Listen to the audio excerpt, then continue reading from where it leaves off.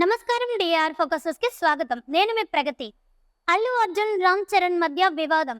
Mega కుటుంబంలో చీలిక వచ్చింది. ఇది ఇప్పుడు వచ్చింది కాదు, కొన్నాళ్ల కిందటే వచ్చింది.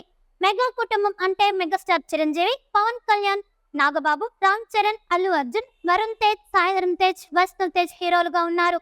వీరిలో నాగబాబు సపోర్టింగ్ క్యారెక్టర్లు చేస్తారు. మిగతా అందరూ హీరోలే.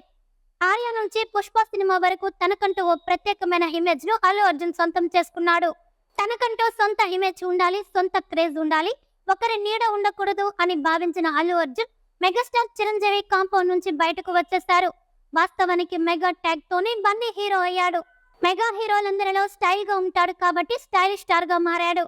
తర్వాత ఐకాన్ స్టార్ గా రూపాంతరం చెందాడు. తన ఎవరి నీడలో ఉండనని పరోక్షంగా చెప్పారు. ఐకాన్ అని పెట్టుకోవడంపై మెగా ఫ్యాన్స్ మండిపడ్డారు. అప్పటి నుంచి మెగా బ్రాండ్ కు దూరంగా ఉంటూ వచ్చిన బన్నీ సహజంగానే వారితో కలవడం లేదు.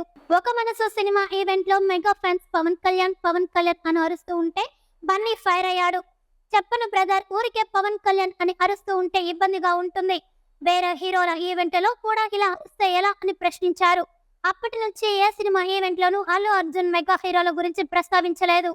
అలా వైకుంఠపురం సినిమా సమయంలో బన్నీపై తీవ్రమైన నెగటివిటీ వచ్చింది.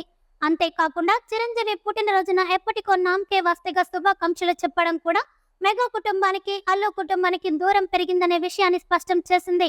రామ్ చరణ్, అల్లు అర్జున్ మధ్య బయటకు రాని వివాదం ఏదో జరిగిందని తెలుగు ఫిలిం నగర్ వర్గాలు ఎప్పటి నుంచో అంటున్నాయి. ఈ వీడియో కనుక మీకు నచ్చినట్లయితే లైక్ చేయండి. మరిన్ని లేటెస్ట్ అప్డేటెడ్ న్యూస్ కోసం మా ఛానల్ సబ్స్క్రైబ్ చేయండి.